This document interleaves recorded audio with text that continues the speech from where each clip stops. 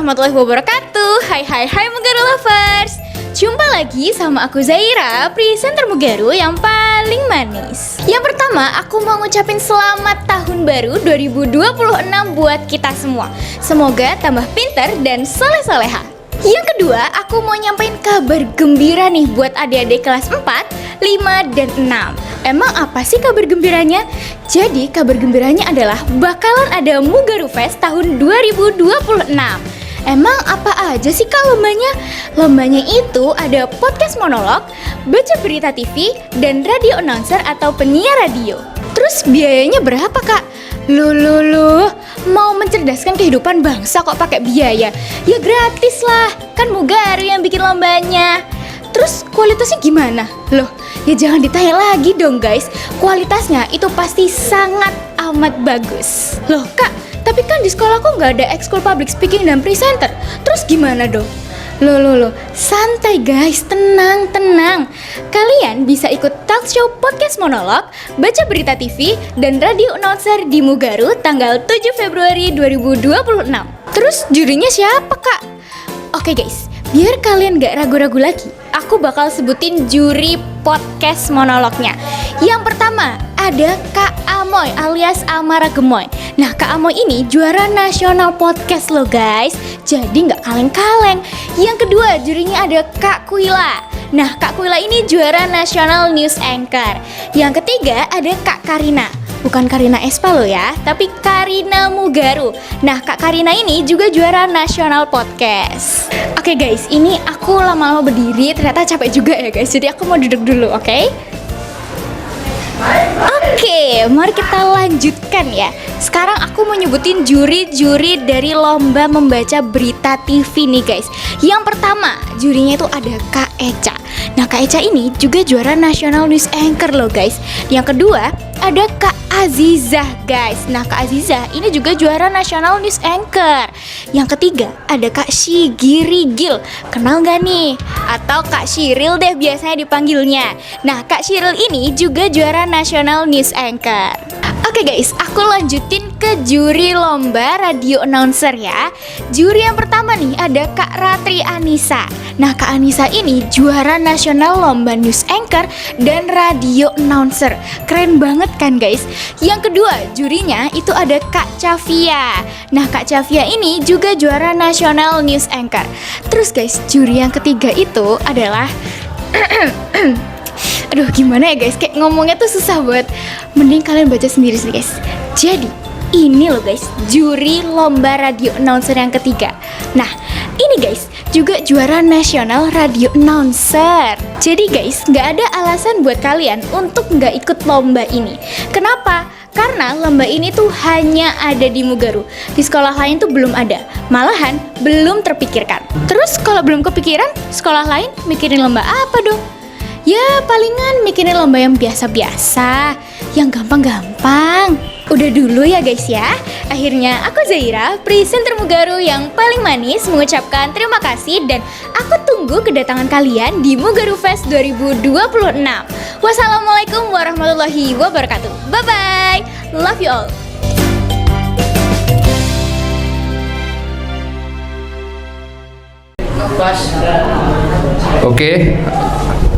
Oke, assalamualaikum warahmatullahi wabarakatuh.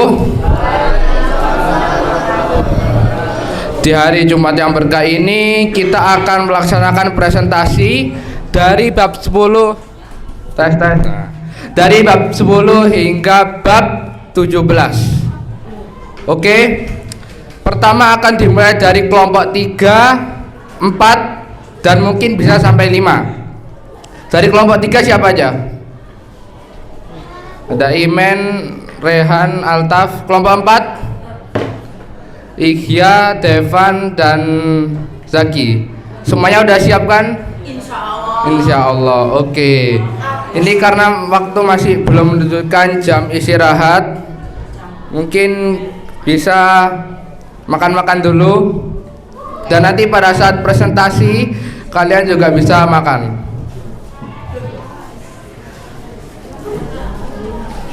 Oke, yang akan mau presentasi dipersiapkan dengan matang karena ini akan direkam dan dimasukkan ke YouTube Mugaru.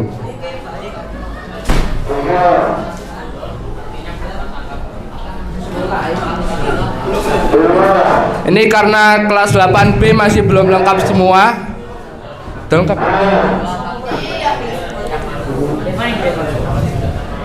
Devan.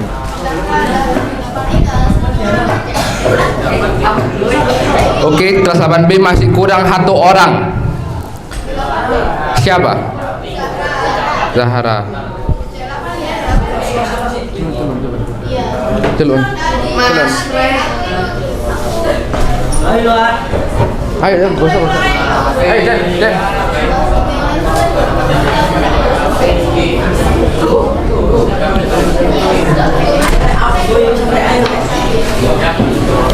Waktu sudah menunjukkan 12.50 dan ini akan segera dimulai.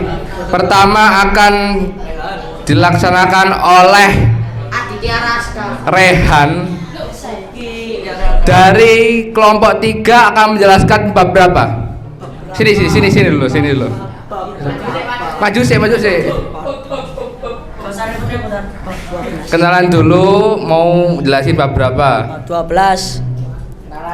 Opo? Kau usah kenalan, habis terkenal. Iya, biasa ya. Assalamualaikum warahmatullahi wabarakatuh. Jawab. Kali ini saya akan menjelaskan tentang bab 12, amal soleh. Amal soleh adalah perbuatan yang benar. Amal soleh merupakan buah dari keimanan, atau dengan kata lain merupakan cerminan dari kualitas-kualitas keimanan seseorang. Dalam syariat Islam, amal soleh adalah perbuatan baik dan sebagai standar nilai Islam yang dapat mendatangkan manfaat bagi diri sendiri maupun bagi orang lain. Mari ya. Mari. Oke, dari sekian dari saya. Wassalamualaikum warahmatullahi wabarakatuh. Wis. Aku wis. Oke, tadi penyampaian cukup singkat dan jelas mungkin ya. Nggak apa-apa, mungkin persiapannya hamin 1 jam. Oke, Rehan, tepuk tangan buat Rehan. Selanjutnya akan dilanjutkan oleh Praditya Firmansyah. Oke, Ustadz Firman, monggo. Oke, masih persiapan dulu, hasilnya dipakai dulu.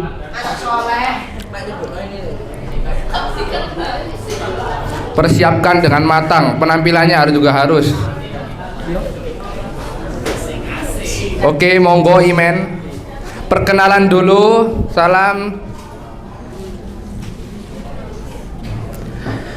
Perkenalkan, nama saya Praditya Firmansyah. Di sini saya akan menjelaskan bab 3 yang berjudul hal-hal yang bab 12. Oh ya, maaf, bab 12 yang menjelaskan hal-hal yang dapat merusak amal soleh. Sebelum itu, di sini saya akan menyiapkan spidol terlebih dahulu. Astagfirullah. Mister Soleh. Iki kudu Mister Gus. Oh, oke, bisa. Sip. Mafia Selamat. Pemimpin mafia. Hal-hal yang menyebabkan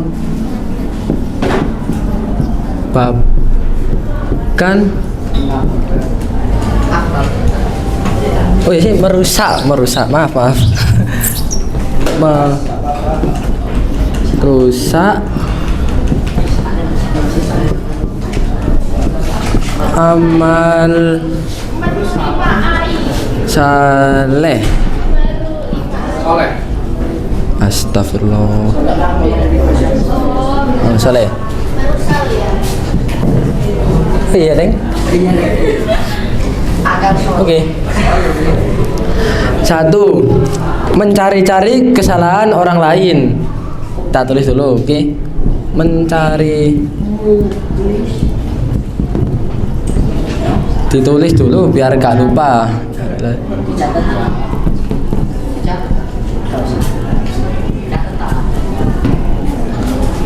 Orang lain atau mengumbar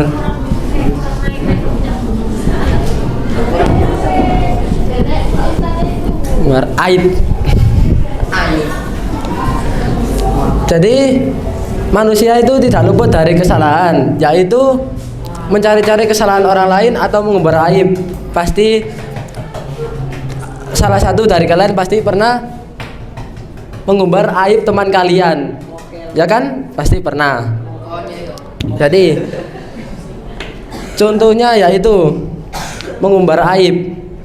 Mengumbar aib itu adalah menyebarkan kesalahan orang lain. Jadi contohnya ini, kita punya teman yang kalau merokok itu mesti sembunyi-sembunyi. Nah itu kita tidak boleh mengumbar atau menceritakan hal tersebut ke teman-teman kita. Jadi cek. Terus mencari-cari kesalahan orang lain. Mencari-cari kesalahan orang lain itu tidak boleh. Jadi contohnya nih, Abid. Jadi contohnya nih Abid. Kita itu heran, Abid gak punya kesalahan. Terus kita punya pikiran jelek, yaitu mencari-cari kesalahan si Abid ini. Itu tidak boleh. Gitu, oke? Terus, gimana nih?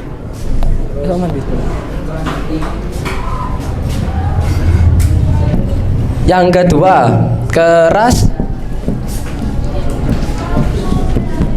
hati. Keras hati. Siapa yang di sini kalau dinasihati mesti ngelawan?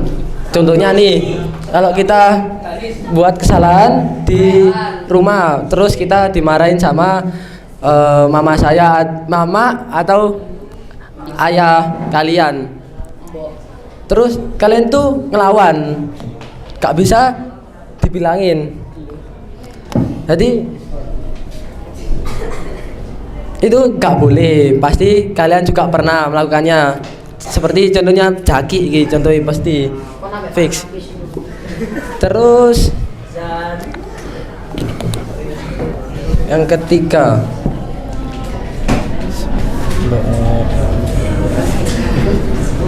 berangan-angan.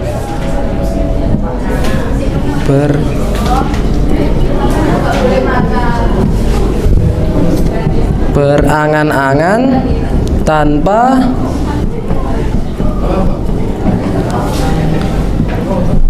usaha yang jelas. Berangan-angan tanpa usaha usaha yang jelas. Jadi kita nih berangan-angan mau, contohnya nih berangan-angan kalau masa depan kita mau jadi pilot contohnya nih, tapi kita itu gak mau usaha, itu gak boleh. Oke, paham semuanya? Oke, sip. Yang keempat,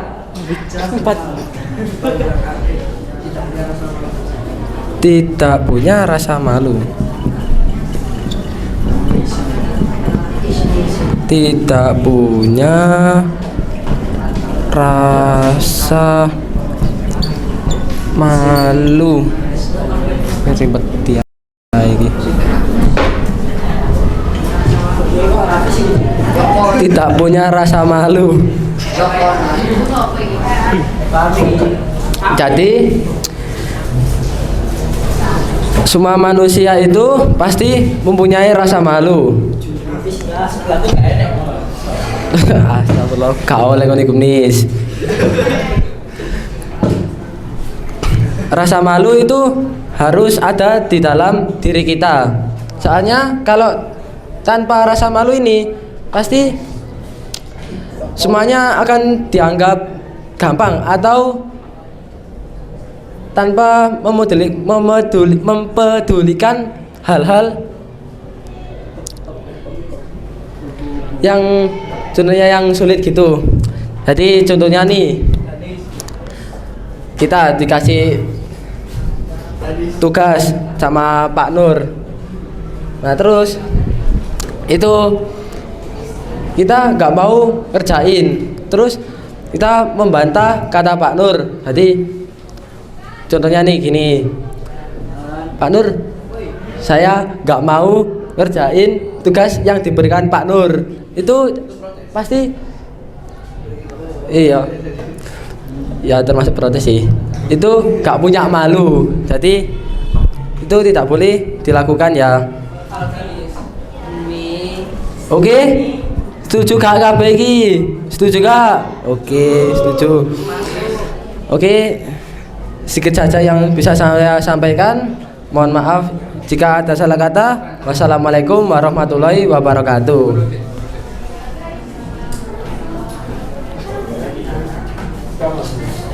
Oke, itu penyampaian cukup lugas dan jelas sekali ya. Mungkin aku mau nanya tentang dari penjelasan tadi ini. Imen, kamu ini tes, oke, tes. Imen, kamu ini persiapan untuk menjelaskan segini banyak dan merangkum materi yang ada di buku ini tentang bab berapa men? Bab 12 tentang hal yang merusak amal soleh. Itu persiapannya gimana men? Jadi persiapan saya min 1 hari. Jadi dari kapan ya, pulang sekolah kemarin itu saya sholat maghrib itu nggak tenang, soalnya mesti kepikiran tugas iki. Oke. Terus habis gitu bangun tidur langsung saya baca lagi bukunya. Terus tadi barusan Jumatan tadi itu saya gak kusuk, soalnya saya OVT atau overthinking, kepikiran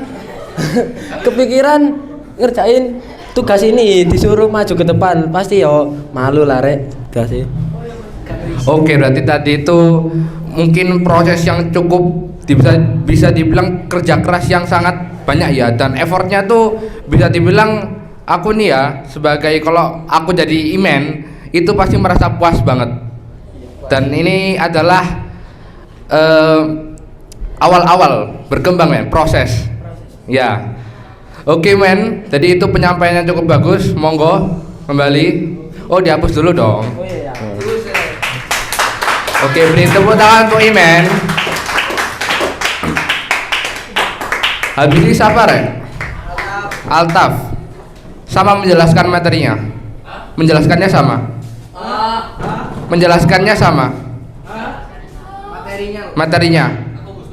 Husnuzon. Oke. Ayo men, monggo kembali, akan digantikan oleh Altaf. Silakan Altaf.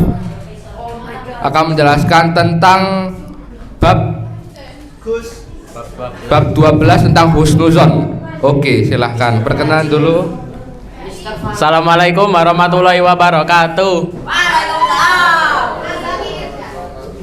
Perkenalkan, nama saya Muhammad Altaf Fajrul Fala. Saya akan mempresentasikan bab 12 tentang husnuzon. Husnuzon dapat diartikan berprasangka baik, sedangkan lawan kata dari husnuzon yaitu suuzon, berprasangka buruk. Nah, husnuzon dan suuzon merupakan bisikan jiwa yang dapat diwujudkan melalui perilaku, yakni ucapan dan perbuatan. Kata lain dari husnuzon yaitu sebagai sikap mental terpuji yang dapat mendorong pemiliknya untuk melakukan hal yang baik dan bermanfaat.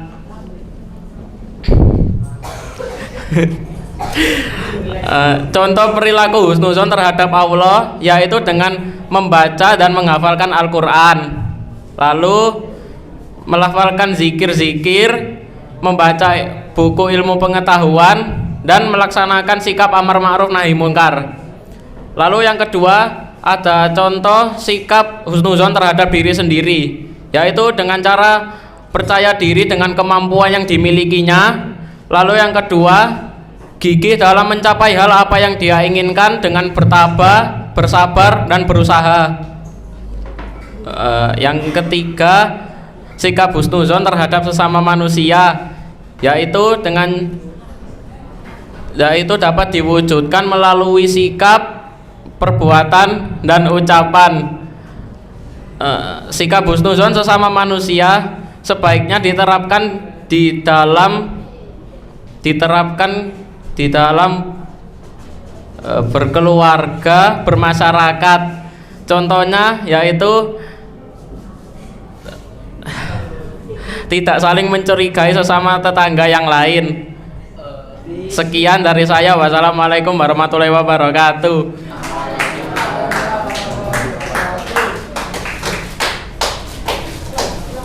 Jadi tadi tentang husnuzon dan suuzon.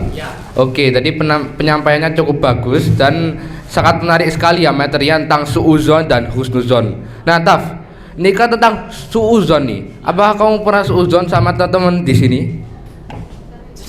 Jujur. Pernah sih ya. Oke, pasti sih pernah ya, karena semua orang bisa dibilang tepatnya salah dan emang suuzon tuh bisa dibilang hal yang wajar, namun harus dihindari. Oke, mungkin segitu saja ya tentang dari Altaf tentang bab 13 ya. 12. Selanjutnya akan dilanjutkan. Oh iya, sesi pertanyaan. Nah, tadi kan tadi kan penjelasan dari 3. Suruh maju ya. Oh iya, Firman Rehan, monggo maju.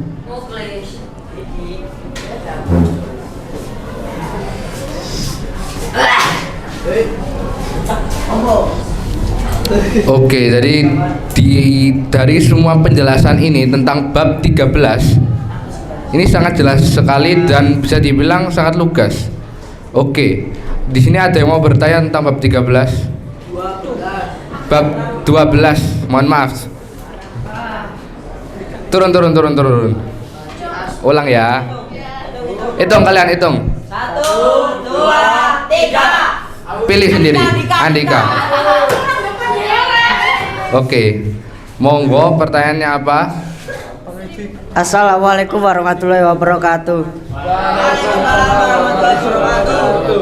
Nah, jadi dari penjelasan kalian bertiga tentang bab 12, aku mau bertanya, gimana caranya menghadapi teman yang cara menasehati teman yang melakukan perilaku tercela? Kalau semisal dia ngengkel, apa bahasa Indonesia ngengkel? Ya, keras hati. Cara nasehatin teman yang keras hati.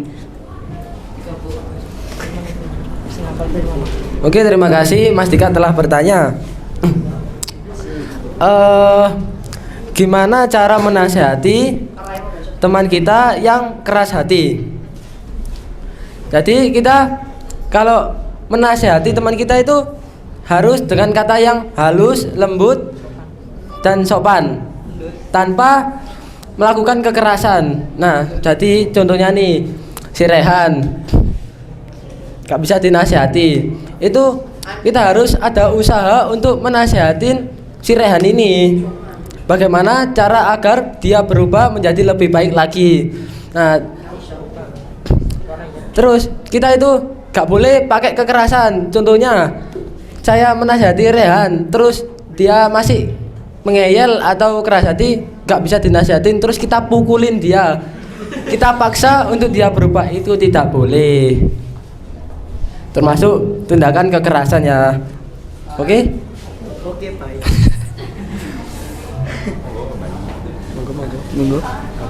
Oke, terima kasih Mas Firman. Oke, itu pertanyaan tentang bagaimana kita menindak teman yang kalau kita ingetin tambah ngeyel ya. Jadi emang bener kata Imen, itu kita harus menasihati dengan lembut. Mungkin Imen ini kayak Gus ya, Gus Imen. Emang Gus ya. Oke, selanjutnya ini kita membuka 3 pertanyaan ya. Turun dulu belum disuruh nanya. 3 dong. Mau berapa nih? 5 per orang 2.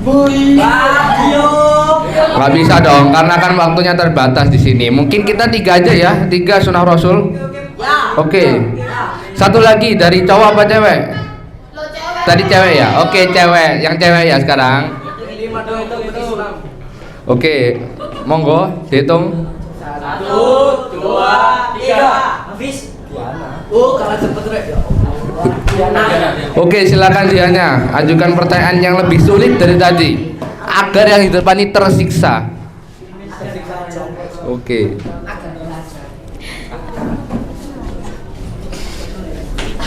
Oke, aku mau tanya. Tadi kan yang dijelasin sama Mas Iman itu tentang jangan mengumbar tentang aib orang lain. Gimana kalau misalnya kita mengumbar aib orang lain itu demi kebaikan? Misalnya orang ini tuh merokok, terus orang ini tuh gak bisa dibilang untuk stop merokok. Gimana kalau misalnya kita bilang ke orang tuanya tentang, oh Pak, Bu, ini tuh anaknya ngerokok, kayaknya harus di stopin deh. Gimana itu? Jadi kita lihat dulu ya. Kalau kita itu bukan termasuk aib guys. Oh ya termasuk aib sih. Ya aib. Ya kalau tujuan kita baik untuk merubah menjadi lebih baik itu nggak apa-apa. Oke, gitu aja, singkat aja. Oke, sudah jelas. Oke, jadi pertanyaannya tadi tentang bagaimana jika kita membuka aib demi kebaikan. Oke, bagaimana jika kita membuka aib demi kebaikan. Nah, terjadi ini Imen yang jawab terus. Dan Imen ini dia tuh menjelaskan yang paling bendera berbeda dari orang lain. Jadi tadi Imen menggunakan papan tulis ya, yang bagus sekali. Oke, sekarang kita membuka satu pertanyaan lagi, last. Mau dari cewek apa cowok? Campur ya. Oke, kalian yang milih. 1, 2, 3.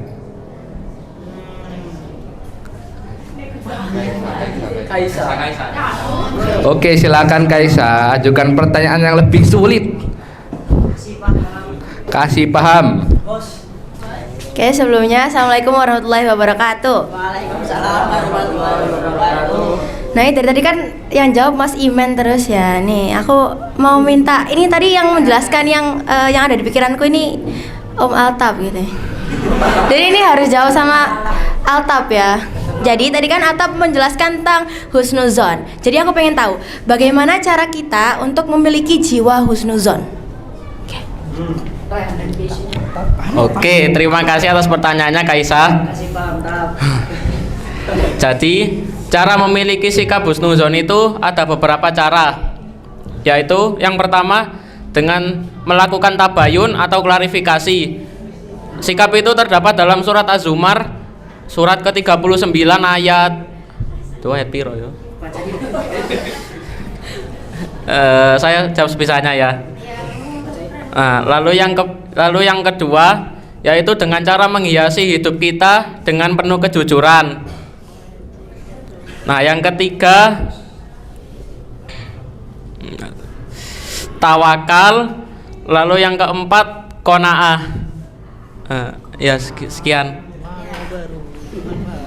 Oke, udah terjawab. Terima kasih Altaf. Sekian dari saya. Wassalamualaikum warahmatullahi wabarakatuh. Oke, beri tepuk tangan dong. Nah, tadi ini aku sangat kaget banget ya sama jawabannya Altaf, karena sampai menyebutkan surat-suratnya di surat Az-Zumar. Itu penjelasan yang cukup lengkap dan faktual banget. Oke, ini penjelasan dari Altaf, Rehan, dan Imen. Sangat bagus sekali dan luar biasa. Oke, silahkan kembali dan akan silakan kembali. Terima kasih.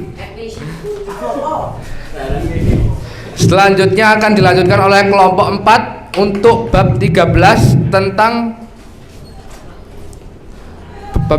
apa? Oke, Anania, Godab dan Hasan. Oke, jadi penjelasan itu tentang bab 13. Pertama akan dilaksanakan oleh Zaki, Ihya, lalu Devan. Oke, pertama monggo Mas Zaki. Dengan persiapan yang cukup matang, tadi kelihatannya udah persiapan di kelas itu sambil menjelaskan. Silakan Zaki untuk menjelaskan tentang bab 13. Semoga bab 13 ini lebih baik dari sebelumnya. Penjelasannya lebih bagus. Perkenalan dulu. Oke, assalamualaikum warahmatullahi wabarakatuh.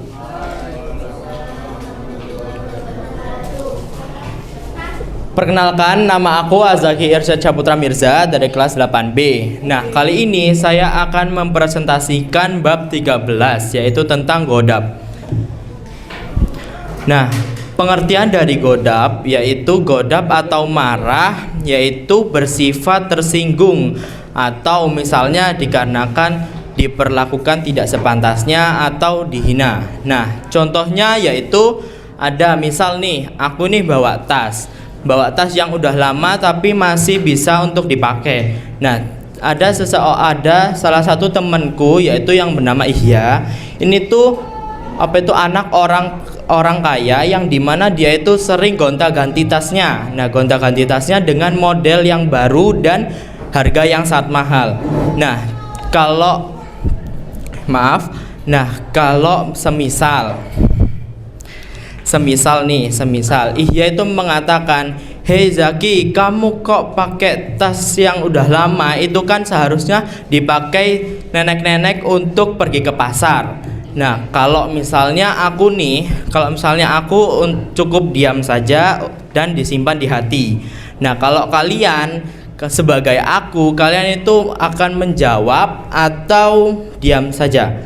Nah, kita lanjut ke poin kedua, yaitu bahayanya mempunyai sifat godab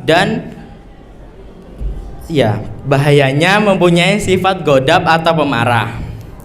Bahayanya mempunyai sifat godab atau pemarah yaitu sangat berbahaya dikarenakan menimbulkan hal-hal negatif. Nah, hal-hal negatif ini seperti dijauhi orang lain, merusak kesehatan dan menimbulkan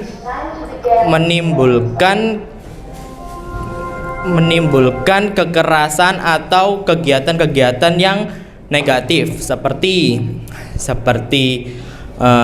merusak benda, terus seperti menyakiti dirinya sendiri atau orang lain. Oke, sekian dari saya. Wassalamualaikum warahmatullahi wabarakatuh. Oke Ki, ini pertanyaannya penjelasannya cukup bagus ya. Emang sangat jelas dan suaranya tuh lantang. Gimana Ki? Aku mau nanya bentar persiapannya nih. Tadi kan aku penasaran sebelum presentasi ini Zaki ini latihan di sini ya? Penjelasan. Gimana nih? Persiapannya apa aja? Persiapannya itu dari minggu lalu waktu kelompok 1 sama kelompok 2 ya waktu itu ya. Kelompok 2 itu maju di sini. Nah, itu tuh saya tuh sudah mempersiapkan sama teman-teman kelompok saya itu untuk untuk mempersiapkan dibagi. Jadi kan di bab 13 itu ada 3 poin. Nah, yang pertama itu ada Anania, Godab sama Hasad. Nah, saya mendapatkan Godab dan teman-teman saya ini nanti akan menjelaskan Anania sama Hasad. Untuk persiapannya itu tadi yaitu saya sudah mempersiapkan dari minggu lalu. Nah, tadi itu saya intinya tuh kayak apa sih namanya? Ya, praktek di sini memakai mic biar saat maju ini enggak gugup atau enggak kaget gitu. Oke, ini namanya usaha tidak mengkhianati hasil.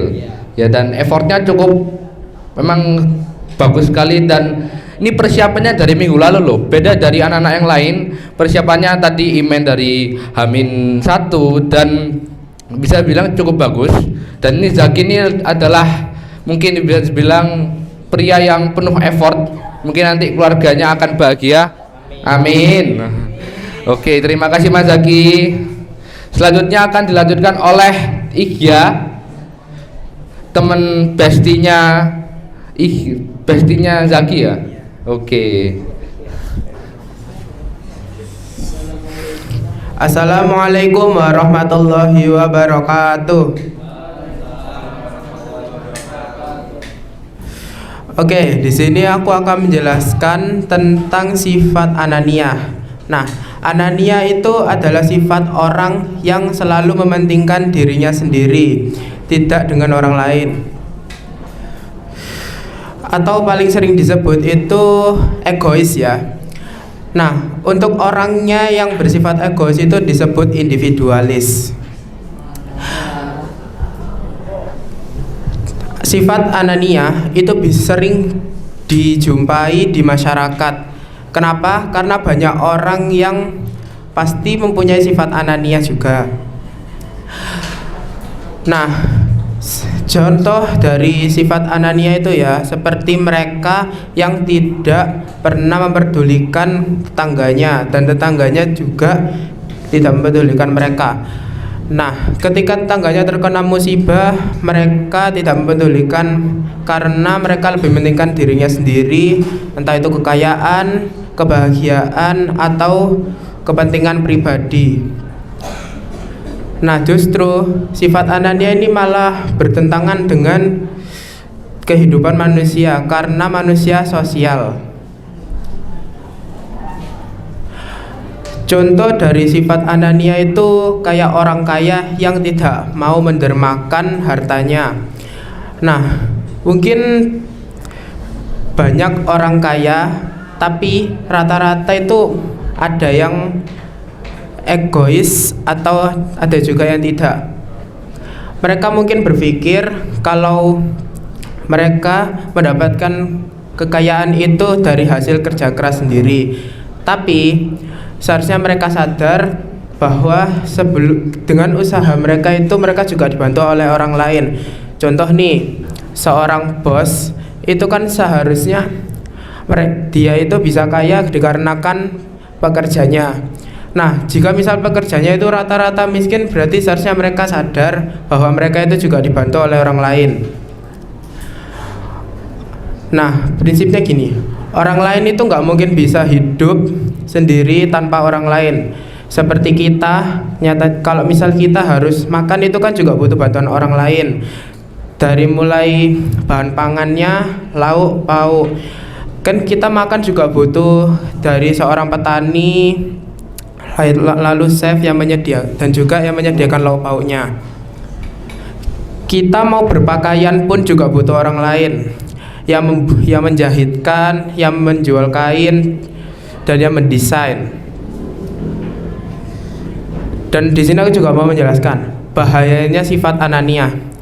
Anania itu mempunyai bahaya. Jika misal kita mempunyai sifat anania, kita bisa dijauhi oleh orang lain, teman, tetangga, dan masyarakat.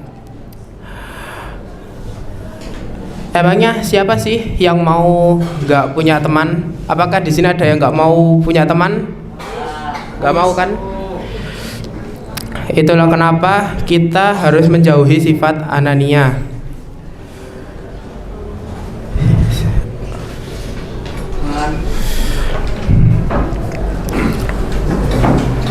Nah,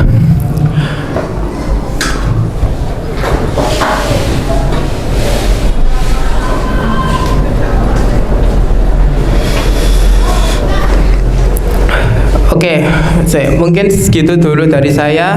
Wassalamualaikum warahmatullahi wabarakatuh. Waalaikumsalam warahmatullahi wabarakatuh. Oke, penyampaiannya cukup wow banget ya tadi, dan keren sekali menurutku. Dan ini adalah penampilan pertamanya Ihya yang pernah aku lihat. dan untuk awal-awal itu bisa dibilang cukup bagus. Awal-awal bisa dibilang cukup bagus. Nah, tadi itu bedanya Ihya dari teman-teman yang lain itu sampai menyebutkan prinsip-prinsipnya. Nah, kira-kira nih maksud dari prinsipnya Ihya ini apa? Soal sifat anania. Iya.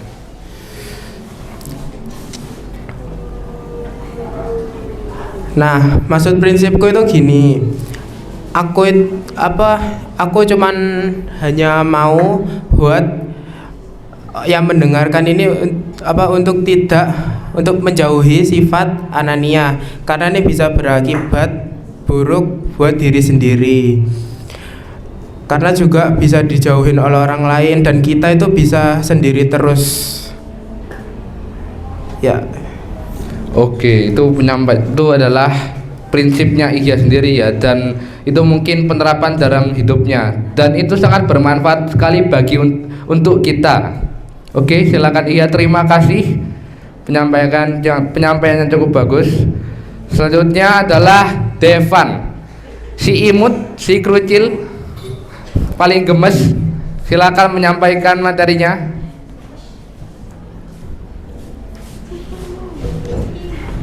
Assalamualaikum warahmatullahi wabarakatuh. Perkenalkan, nama saya Devan Septano. Saya dari kelompok 4. Saya akan menjelaskan bab 13. Nah, karena teman-teman saya tadi sudah menjelaskan perilaku godab dan anania, maka saya akan menjelaskan perilaku hasad. Nah, hasad memiliki kata lain yaitu hasud, yang berarti iri hati atau dengki. Nah, hasad itu bisa tumbuh di hati apabila kita tidak senang saat orang lain mendapatkan nikmat atau kesuksesan. Nah, dan kita juga ingin agar nikmat itu hilang dari diri orang itu. Nah, sifat hasad ini termasuk sifat yang tercela. Oleh karena itu Allah melarang kita untuk memiliki sifat ini dan menyuruh kita untuk menghindari sifat ini. Nah, misalnya seperti ketika saudara kita mendapatkan sebuah nikmat berupa kesuksesan, kita harus mendoakan dan ikut bersyukur untuk saudara kita itu. Nah, terus bahaya memiliki sifat hasad ada 4, yaitu mempersulit pertemanan, terus menimbulkan permusuhan, merusak kesehatan, dan menghilangkan pahala kebaikan. Nah, gimana sih cara menghindari sifat hasad ini? Caranya itu ada 2, yaitu dengan memperkuat iman dan menyadari bahaya hasad. Sekian dari saya. Assalamualaikum warahmatullahi wabarakatuh.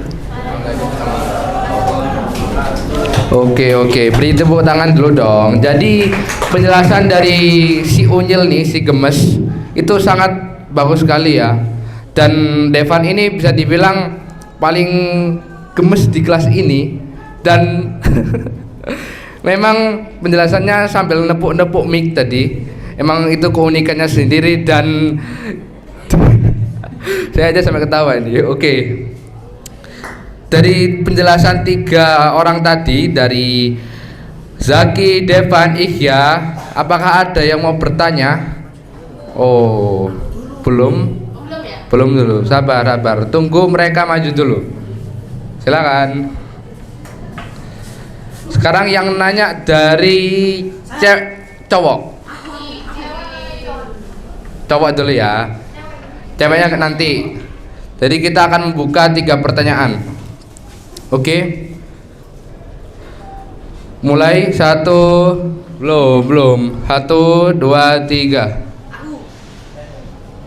iPad. Siapa nih kira-kira?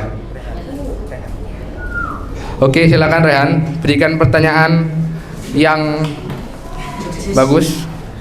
Oke, terima kasih. Assalamualaikum warahmatullahi wabarakatuh. Kali ini saya akan kasih pertanyaan. Pertanyaannya itu, bagaimana cara mengatasi sikap godab?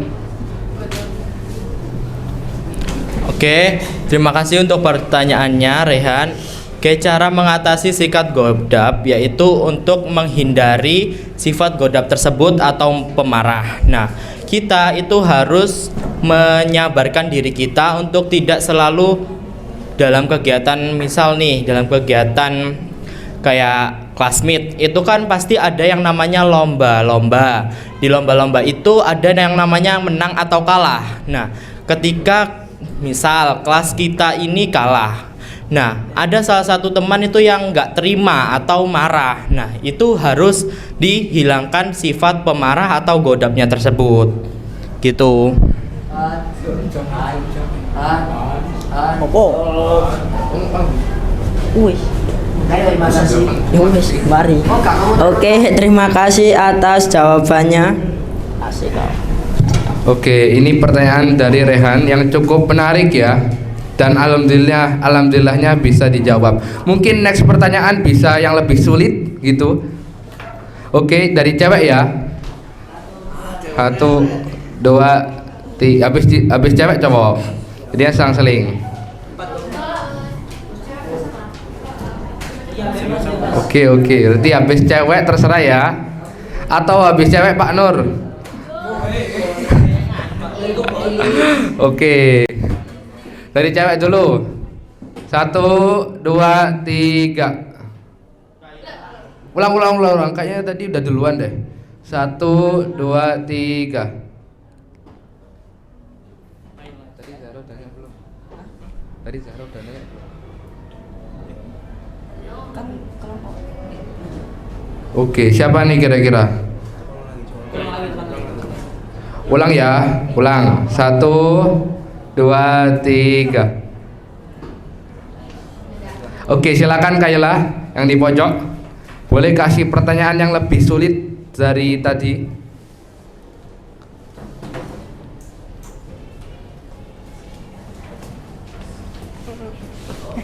Bagaimana sifat hasad dapat menimbulkan sakit fisik? Nah, jadi kalau kita memiliki sifat hasad, kita pasti akan selalu gelisah memikirkan cara untuk mengungguli orang tersebut. Nah, awalnya itu kita hanya akan sakit hati apabila orang itu kita tidak dapat mengungguli orang itu. Namun lama-lama orang itu akan memicu sakit fisik karena orang itu tidak dapat mengunggulinya karena stres. Karena stres biasanya akan mencoba untuk melukai dirinya sendiri. Oke, terima kasih. Oke, ini pertanyaan yang cukup wow banget ya, karena ini baru dengar bahwa sifat hasad itu dapat menimbulkan penyakit. Yap. Oke, ini penjelasan dari 3 siswa Zaki, Devan, dan Ihya. Terima kasih penyampaian cukup bagus dan silakan kembali. Mungkin bisa dipersiapkan untuk minggu berikutnya. Dan teman-teman juga persiapkan pertanyaan yang lebih sulit ya, sampai yang di depan tersiksa. Oke, selanjutnya adalah kelompok 5 akan menjelaskan bab 14. Dimulai dari Kayla lagi. Oke, silakan maju.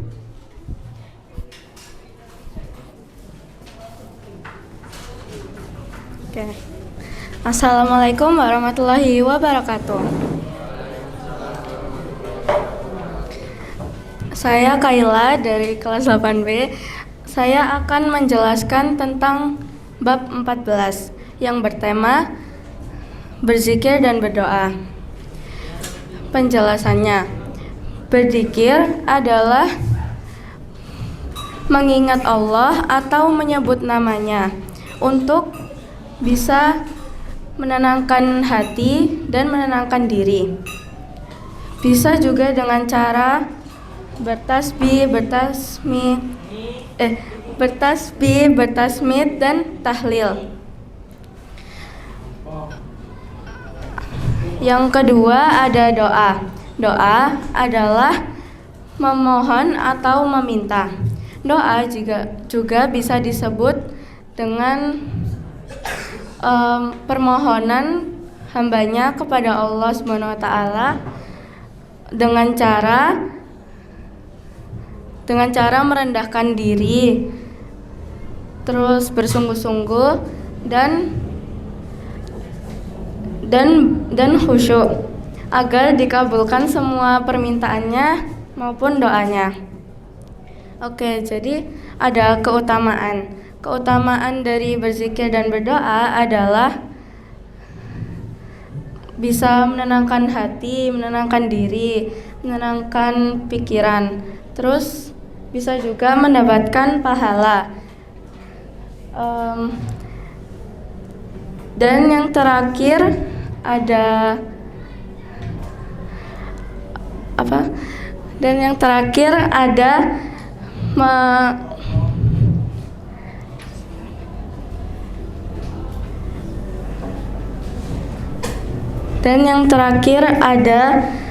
dan yang terakhir bisa mengampunkan dosa. Oke, sekian dari saya. Mohon maaf jika ada salah kata. Wassalamualaikum warahmatullahi wabarakatuh.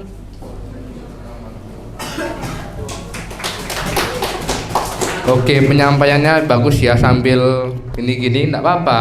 Aku mau nanya bentar nih. Tadi kan tentang zikir. Nah, kamu nih yang menguasai materinya. Kira-kira kamu dalam sehari-hari ini itu kamu berzikir apa enggak? Kira-kira kalau berzikir berapa kali dan zikir apa nih? Saya itu biasanya berzikir kan setelah sholat ya. Jadi ada subhanallah, subhanallah, alhamdulillah, sama Allahu Akbar. Dan biasanya aku juga istighfar. Ya. Oke, itu adalah emang Ustazah Kaila emang gini ya. Emang ini cocok untuk disebut Ustazah. Silakan Kaila kembali. Terima kasih. Selanjutnya adalah Akila. Oke, di sini adalah seniman dari kelas 8B yang Iup juga ternyata sama kayak aku. Oke, silakan. Assalamualaikum warahmatullahi wabarakatuh. Jadi, pada kesempatan kali ini saya akan menjelaskan materi pada bab 14 tentang rahasia keistimewaan dari berzikir dan berdoa. Doa adalah salah satu ibadah yang sangat mulia karena mengandung hikmah, pengetahuan ketuhanan, dan mendekatkan diri kepada Allah Subhanahu wa taala. Nilai doa tidak hanya terletak pada terkabulnya permintaan, tetapi pada proses berdoa itu sendiri. Orang yang terus-menerus berdoa dengan ikhlas dan tidak putus asa akan dibukakan oleh Allah pintu hikmah dan pintu kebaikan. Bahkan apa yang kita dapat dari doa terkadang lebih baik daripada apa yang kita minta. Nah, terkadang terkabulnya doa dapat melalaikan beberapa manusia. Karena itu, doa yang dilakukan dengan istiqomah lebih utama daripada terkabulnya permintaan. Nah, lalu mengapa Allah memberikan kita musibah dan ujian? Karena dengan adanya musibah dan ujian, itu tanda cinta Allah kepada kita.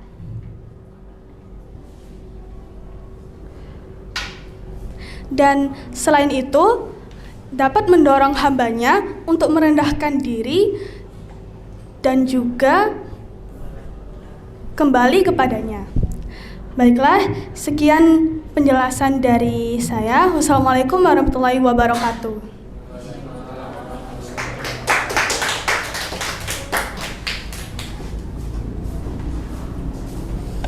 Oke, terima kasih Akila. Silakan kembali. Ternyata aku sama Akila ini no comment ya, karena penyampaiannya udah bagus dan dari penampilannya ya oke, sudah rapi. Oke, selanjutnya dari Denaya juga menjelaskan tentang bab 14. Silakan Denaya. Assalamualaikum warahmatullahi wabarakatuh. Jadi di sini aku akan menjelaskan bab 14. Jadi tentang zikir dan doa. Zikir dan doa merupakan perbuatan yang mulia. Zikir dan doa merupakan perbuatan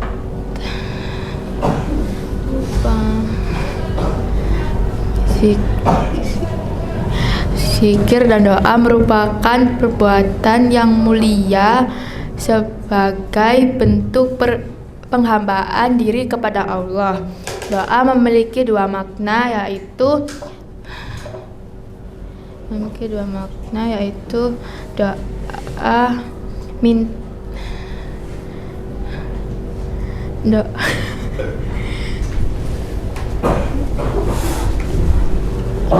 doa minta permohonan dan doa sebagai ibadah.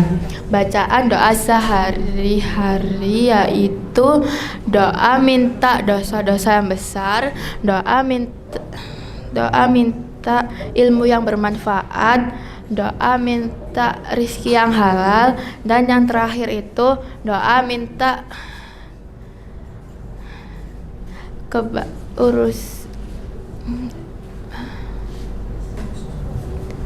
doa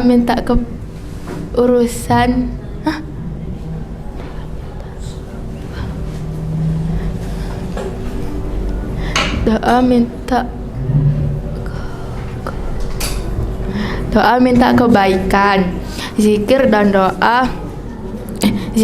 doa sehari-hari yang senantiasa dipraktekkan oleh seorang muslim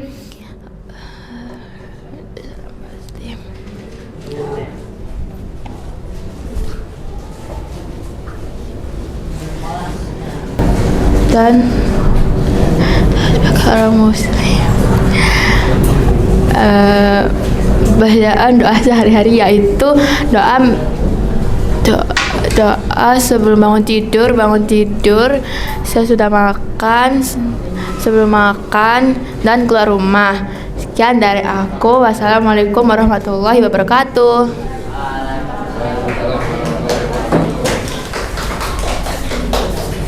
Oke, beri tepuk tangan dulu dong.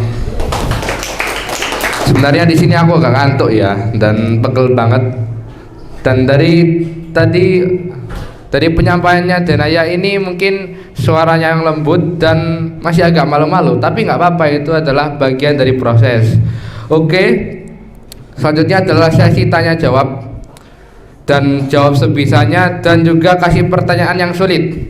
Silakan calon-calon ustazah maju.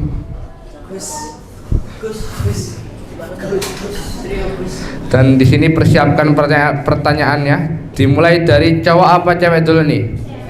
Cewek. Oke, berarti cewek, cowok, terus bebas ya. Oke, langsung aja. Yang mau nanya siapa nih? Siapa nih kira-kira? Vira. Oke, silakan Vira.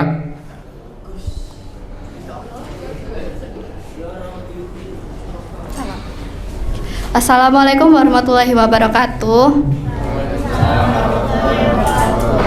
Aku mau nanya, kan biasa ini kita setiap hari berdoa. Nah, ada nggak sih manfaat dari kita berdoa ke Allah? Baik, terima kasih atas pertanyaannya. Nah, ada beberapa manfaat dari doa yang biasa kita lakukan sehari-hari. Yang pertama itu menghancurkan kesombongan, menumbuhkan keikhlasan, dan juga memperkuat hubungan dengan Rob. Oke, terima kasih. Oke. Halo? Oh, nggak bisa dong, karena kita juga harus berbagi sama teman-teman kita. Oke, tadi terima kasih Vira atas pertanyaannya, dan alhamdulillahnya di sini masih bisa jawab ya. Oke, selanjutnya next pertanyaan dari cowok. Belum, santai-santai. Kayaknya di sini banyak yang mau nanya deh. Oke, satu. Yang cowok ya. 1, 2, 3. Gak ada yang mana ya nih? Mungkin dari Abed. Ayo Bet, biasanya nanya agak, bukan Kaisa. Loh. Siapa nih? Devan. Oke, silakan Devan. Yang susah dong, biar tersiksa. Pertanyaan saya, buat apa kita doa? Ya, apa? Kan kita kan harus berdoa kepada Allah ya. Itu tuh kalau misal kamu itu ada permintaan atau keinginan gitu ya, kamu itu berdoa biar dikabulin. Terus bisa juga mengampuni dosa. Terus ya udah. Ya, terima kasih.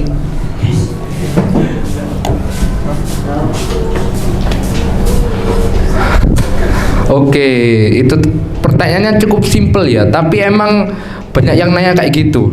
Memang pertanyaannya itu mengapa kita harus berdoa? Tapi menurutku ya, mengapa kita tuh harus berdoa? Kita tuh berdoa itu adalah bentuk kehambaan kita kepada Allah Subhanahu wa taala. Jadi kita sebagai hamba, kita harus punya rasa syukur. Jadi gitu. Oke, selanjutnya adalah cowok cewek dan siapa cepat. Pak Nur nih. Oke, spesial untuk Pak Nur karena dari tadi belum ada yang nanya dari guru. Oh iya. Oke, pertanyaannya begini. Mengapa ada orang yang berdoa puluhan tahun, doanya itu minta yang baik, tapi belum dikabulkan? Mengapa? Kan ada ya orang yang suwi tapi belum dikabulkan. Kenapa?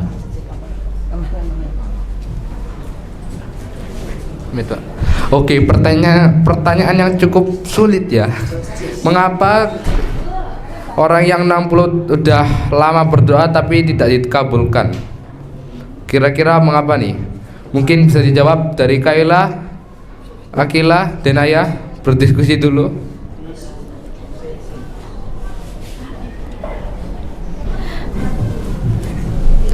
Oke, terima kasih pertanyaannya dari Pak Nur. Nah, ini bisa jadi ada dua kemungkinan. Yang pertama itu, meskipun kita terus-menerus berdoa, mungkin ada salah satu perbuatan yang menurut Allah ini belum bisa diampuni. Nah, untuk kemungkinan kedua,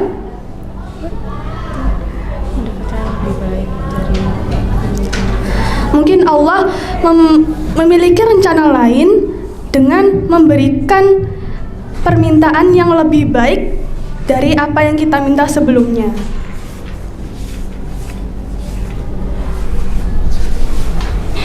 Oke, itu jawabannya. Gimana Pak Nur? Sip. Oke, berarti jawabannya cukup benar ya. Dan aku nih juga sangat setuju dengan Allah itu memberikan rencana lain kepada kita yang lebih baik. Oke, terima kasih buat ustazah-ustazah di sini. Mungkin bisa kembali.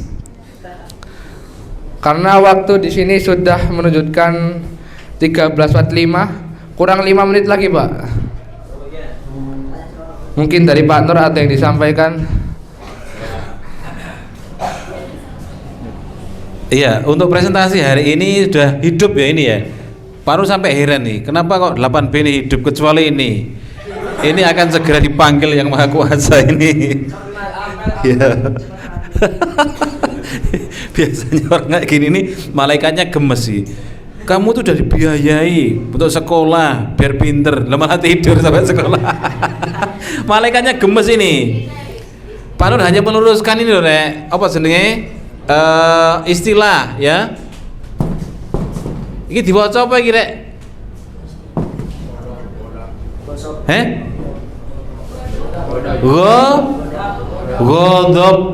Ghadab. Jangan gadab. Ya, jangan gadab. Jadi nanti kalau misalnya ditanya apa itu gadab, kamu jawab gadab itu enggak ada artinya. Yang ada itu ghadab. ghadab, ya. Itu seperti gini, Al-Baqarah itu nulisnya kan Al-Baqarah, gitu kan? Ramadan, ya kan? Kalian yang sudah pernah belajar ngaji, jangan sampai kalian itu mengikuti istilah-istilah yang salah gitu loh. Ramadan, Ramadan, gitu ya, Ramadan. Kita doakan. Terus apa lagi tadi ya? Ada yang tidak terjawab tadi? Terjawab semua. Oh, untuk tepuk tangan untuk kita semuanya.